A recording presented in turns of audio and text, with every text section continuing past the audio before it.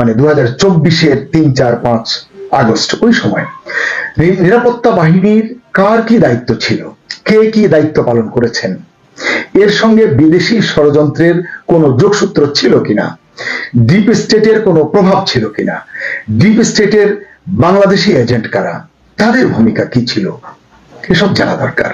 তাই দেশি বা বিদেশি মিডিয়া যেখানেই 2024-এর আন্দোলনের সত্য উদ্ঘাটনের ছিটে ফোটা সম্ভাবনা দেখা দেয়, আমরা সেটা নিয়ে কথা বলি। আমরা বর্তমান সরকারকেও বলতে চাই, দেশের স্বার্থে, জাতির ইতিহাসের স্বার্থে, সেনাবাহিনীর গৌরব সুরক্ষার স্বার্থে পুরো বিষয়ের নিরপেক্ষ তদন্ত করুন, নয়তো মহাকাল আপনাদের দিকেই হয়তো আঙ্গুল তুলবে, সন্দেহ করবে আপনাদেরও। সুপ্রিয় দর্শক, 4 আগস্ট 2024 মধ্যরাত, ঢাকা তখন অগ্নিগর্ভ, রাষ্ট্রযন্ত্র প্রায় ভেঙে পড়ার পথে। আপনাদের নিশ্চয় মনে আছে, গতকালের এপিসোডে বলেছিলাম আন্দোলনের একেবারে চূড়ান্ত পর্যায়ে 3, 4 বা 5 আগস্টের দিকে 46th ডিভিশন, 46 ডিভিশন এবং 9 ডিভিশনকে ঢাকার নিয়ন্ত্রণ নিতে দেওয়া হয়নি। বাংলাদেশ সেনাবাহিনীর সবচেয়ে গুরুত্বপূর্ণ স্ট্রাইক ফোর্স 9 ডিভিশনকে নিষ্ক্রিয় করে রাখা হয়েছিল, যেটা সাভারে। কিন্তু কেন, কার নির্দেশে এটা করা হয়েছিল? সরকার এবং জননিরাপত্তা রক্ষার দায়িত্বে থাকা গোলন্দাজ ডিভিশন কর্তব্য অবহেলা করেছে। গতকালই বলেছি, বলা হচ্ছে এই অবহেলা ছিল ইচ্ছাকৃত এবং নির্দিষ্ট কিছু ব্যক্তির নির্দেশে। তারা কারা সেটি অনুদ্ঘাটিত। এবং এই যে নিষ্ক্রিয়তা, এই নিষ্ক্রিয়তার সুযোগেই নির্ধারিত হয়েছে 5 আগস্ট ক্ষমতার ভাগ্য। সুপ্রিয় দর্শক, গণমাধ্যমের প্রতিবেদন বলছে 2024 সালের 4 আগস্ট 9 ডিভের GOC general officer commanding major general Moin খানকে স্ট্যান্ড বাই থাকার নির্দেশ দেওয়া হয়েছিল। কিন্তু কেন, কি দিয়েছিলেন এই নির্দেশ, সেটি আজও রহস্যাবৃত। শুধু বলা হচ্ছে ঊর্ধ্বতন কর্মকর্তারা এই নির্দেশ দিয়েছিলেন। কর্মকর্তারা ঊর্ধ্বতন, মানে সুনির্দিষ্ট কাউকে বোঝার উপায় নেই। অথচ ততক্ষণে আন্দোলন সশস্ত্র রূপ নিয়েছে, দেশ জুড়ে সহিংসতা ছড়িয়ে পড়েছে। উল্টো মেজর জেনারেল মঈন খানকে বলা হয়েছিল তিনি সাভার থেকে সৈন্যদল নিয়ে অগ্রসর হলে, ঢাকার দিকে এলে সাধারণ জনগণের কাছে ভুল বার্তা যাবে। কি সেটি? সেনাবাহিনী ক্ষমতা দখল করতে চায়। কি সুচতুর গেম প্ল্যান, কি অসাধারণ মেটিকুলাস প্ল্যান।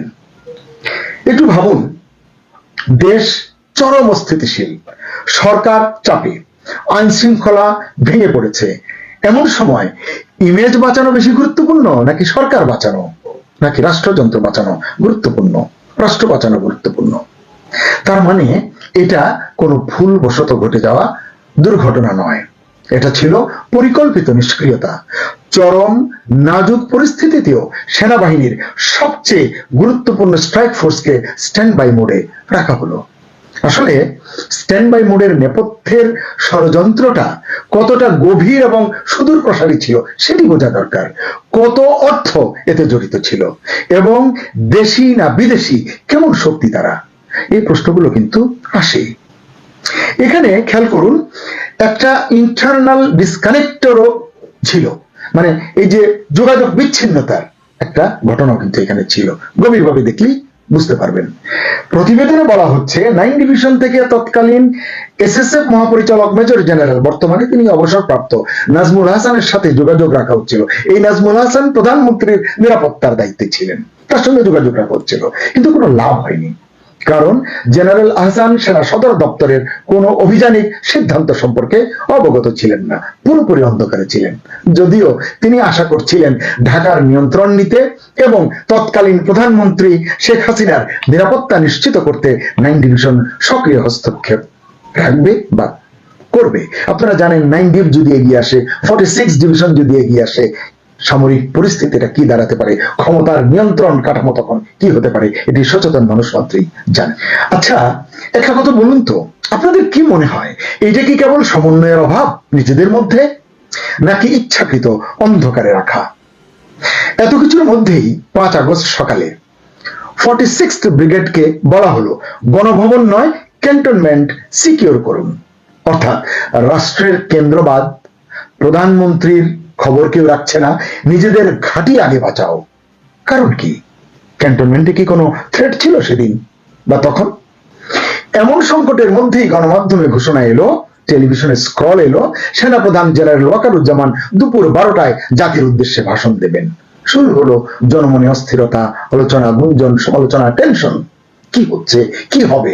অবশেষে কয়েক দফা সময় পেছানোর পর বিকাল 4টায় সেনাপ্রধান সংবাদ সম্মেলন করলেন এবং জানালেন প্রধানমন্ত্রী পদত্যাগ করেছেন এবং বললেন, আই এম টেকিং রেসপন্সিবিলিটি, আপনাদের ভয় পাওয়ার কিছু নেই। আশ্বস্ত করলেন তিনি জাতিকে, সব ঠিক হয়ে যাবে বললেন।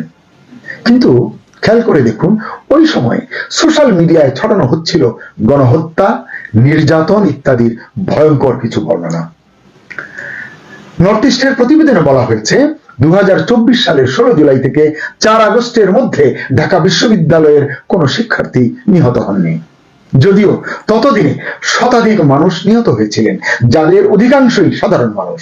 তবু সামাজিক যোগাযোগ মাধ্যমে দাবি করা হলো বিশ্ববিদ্যালয়ের ছাত্রাবাসে গণহত্যা হয়েছে। অভিযোগ উঠল নারী ছাত্রাবাসে গণধর্ষণের ঘটনা ঘটেছে। কিন্তু প্রতিবেদন বলছে অনেক দাবির সাথেই বাস্তবতার মিল ছিল না। তাহলে এই বয়ান কারা বানাচ্ছিল, কারা ছড়াচ্ছিল? নর্থ ইস্ট নিউজ বলছে একটি সংগঠিত গোষ্ঠী সামাজিক যোগাযোগ মাধ্যমের প্রচারণাগুলো পরিচালনা করছিল এবং অতিরঞ্জিত প্রচারণা ও বয়ান ব্যবহার করে দেশব্যাপী বিশ্ববিদ্যালয় ক্যাম্পাস থেকে ছাত্রলীগ তাড়াতে, মানে ক্ষমতাসীন দলের ছাত্র উইং তাড়াতে শিক্ষার্থীদের উস্কানি দেওয়া হয়েছিল। এই ঘটনার সবচেয়ে ডার্ক পয়েন্ট আছে একটা, সেটা কি জানেন? প্রায় 200 মৃতদেহের ময়নাতদন্ত ও ডিএনএ পরীক্ষার পর ইউনূস সরকার মাত্র 6 জনকে শনাক্ত করতে সক্ষম হয়েছিল। নিহতদের ফরেনসিক প্রতিবেদন এবং তদন্তের ফলাফল প্রকাশ করা হয়নি। হত্যাকাণ্ডের উদ্দেশ্য নিয়ে কোনো পৃথক তদন্ত জনসমক্ষে আনা হয়নি। ইউনূসগণ 18 মাস ক্ষমতায় থাকলেও রহস্যময় কারণে কোনো তথ্যই সামনে আসেনি অথবা আসতে দেওয়া হয়নি। এছাড়া মৃতের তালিকা বারবার বদলানো হয়েছে। পুরো আন্দোলনটা এতটাই মেটিকুলাসলি ডিজাইনড ছিল যে 16 জুলাই থেকে 4 আগস্টের মধ্যে কতজন মানুষ আসলে নিহত হয়েছেন তাও নিশ্চিত করা যায়নি। ইউনূস সরকার বেশ কয়েকবার সংশোধন করে প্রায় 834 জনের একটি তালিকা করেছিল। মোহাম্মদ ইউনূস বিভিন্ন বক্তৃতায় বিভিন্ন সংখ্যা বলেছেন, জাতিসংঘ কাল্পনিক 1400 কথা বলেছেন। এই ফিগার নেই অনেকে এখনো উছলে ওঠেন। এবং সরকারের যে 134 জনের তালিকা, সেই তালিকা থেকেও পরে 52 জন জীবিত ফিরে এসেছিলেন। প্রতিবেদন বলছে উল্লিখিত বিচার বহির্ভূত হত্যাকাণ্ডের জন্য দায়ীদের বিষয়ে সরকার ও গোয়েন্দা সংস্থাগুলোর কাছে কোনো নিশ্চিত প্রমাণ নাকি নেই। 5 আগস্ট থেকে 15 আগস্টের মধ্যে গণহামলা এবং সহিংসতায় নিহতদেরও তালিকা। কিন্তু কেন নেই, এই প্রশ্নের জবাব কেউ দেওয়ার প্রয়োজন মনে করেনি। অথচ শেখ হাসিনার সরকার ও পুলিশকে নির্দোষ শিশু ও কিশোর কিশোরীদের হত্যার দায়ে অভিযুক্ত করে জনমনে উত্তেজনা সৃষ্টি করা হয়েছিল। পুলিশের গুলিতে ছাত্ররা নিহত হয়েছে, এই প্রচারণার লক্ষ্য ছিল শেখ হাসিনা, আওয়ামী লীগ সরকার এবং পুলিশের বিরুদ্ধে জনরোষ উস্কে দেওয়া। এই গণমাধ্যমের প্রতিবেদন এটাই বলছে। একই সময়ে পুলিশের মনোবল ভেঙে দেওয়ার জন্য 4 শতাধিক থানায় ক্ষুব্ধ জনতার হামলা হিসাবে আখ্যায়িত করে, মানে এই যে হামলাগুলো করেছে এটা ক্ষুব্ধ জনতারা করেছে এটা বলে সুপরিকল্পিতভাবে পুলিশদের উপর সশস্ত্র হামলা চালানো হয়েছে। থানা থেকে অস্ত্র এবং গোলাবারুদ লুট করা হয়েছে, যার সব এখনো পর্যন্ত উদ্ধার করা হয়নি। ট্র্যাজেডি হলো ইউনূস সরকারের মতো তারেক রহমানের সরকারও পুলিশ হত্যার কোনো বিচার হবে না বলে স্পষ্ট ঘোষণা দিয়েছে। পুলিশ সদস্যদের হত্যাকারীদের দায় মুক্তি দেওয়ার ইউনূসীয় নির্দেশও তারা মেনে চলছে। অথচ প্রত্যক্ষদর্শীদের বরাতে নর্থ ইস্ট লিখছে ঢাকার যাত্রাবাড়িতে বিক্ষোভকারীরা ছিল অজ্ঞাত পরিচয় দুষ্কৃতকারী। তারা যাত্রাবাড়ি এলাকার বাইরে থেকে সশস্ত্র অবস্থায় জড়ো হয়েছিল। শুরু থেকেই তারা পুলিশের প্রতি আগ্রাসী ছিল। পুলিশ জলকামান, কাঁদানে গ্যাস, পেলেট শট ও রাবার বুলেট ব্যবহার করলেও মানে এই দুষ্কৃতিকারীদের তরফ থেকে পুলিশের দিকে দূরপাল্লার গুলি ছোড়া হচ্ছিল এবং বোমা নিক্ষেপ করা হচ্ছিল। প্রত্যক্ষদর্শীরা মোহাম্মদপুরের ঘনবসতিপূর্ণ এলাকায় আর্মি এভিয়েশনের একটি হেলিকপ্টারকে বেসামরিক নাগরিকদের উপর গুলি চালাতে দেখেছেন বলে জানিয়েছেন। এগুলো নিয়ে সোশ্যাল মিডিয়া অনেক তর্ক বিতর্ক হয়েছে। সামাজিক যোগাযোগ মাধ্যমে মানে ভাইরাল হওয়া একটি ভিডিও, সেই ভিডিওতে দেখা গেছে লুঙ্গি পরা অজ্ঞাত পরিচয় ব্যক্তিরা আর্মি এভিয়েশনের হেলিকপ্টার থেকে আবাসিক বাড়ির ছাদে নামছেন। এর কোনো ব্যাখ্যা আজ অব্দি স্পষ্টত নেই। যদিও সশস্ত্র বাহিনীর গণমাধ্যম শাখা আইএসপিআর কেরানীগঞ্জের বসিলা এলাকায় ভিড় ছত্রভঙ্গ করতে হেলিকপ্টার থেকে পানি ছিটানোর কথা স্বীকার করেছে, অর্ধেকটা স্বীকার করেছে, কিন্তু অজ্ঞাত পরিচয় ব্যক্তিদের বিষয়ে কোনো ব্যাখ্যা দেয়নি। এই জন্যই প্রশ্ন, আসল সত্যটা কি? আরেকটি বিষয়, সাবেক উপদেষ্টা আসিফ মাহমুদ সজীব ভুঁইয়া দাবি করেছেন তারা শেখ হাসিনা সরকারকে উৎখাত করার জন্য সশস্ত্র যুদ্ধের প্রস্তুতি রেখেছিলেন, মানে যদি এভাবে যেভাবে তারা এগিয়েছেন এভাবে না হলে বিকল্প প্রস্তুতি। কিন্তু গত 20 মাসেও সেই অস্ত্র ভান্ডারের সন্ধান করা হয়নি। কেন করা হয়নি? সশস্ত্র যোদ্ধারা আসিফ মাহমুদের কোথায় প্রশিক্ষণ নিয়েছিল, কে তাদের প্রশিক্ষণ দিয়েছিল, কোনো তথ্য উদ্ঘাটন করা হয়নি। কেন করা হয়নি তার কোনো ব্যাখ্যা নেই। এই বিষয়ে police, RAB, BGB, DGFI, NSI, সর্বোপরি সেনাবাহিনী সবাই কেন যেন নীরব ভূমিকা পালন করছে। কে দেবে আসলে এসব প্রশ্নের জবাব? 4 আগস্ট মধ্যরাতে 9 ডিভিশনকে থামিয়ে দিয়ে কে কোন গেম প্ল্যান বাস্তবায়ন করছিল তারও জবাব নেই। সুপ্রিয় দর্শক, সত্যটা আসলে এখনো অন্ধকারে। আমরা সেই সত্যটাই জানতে চাই।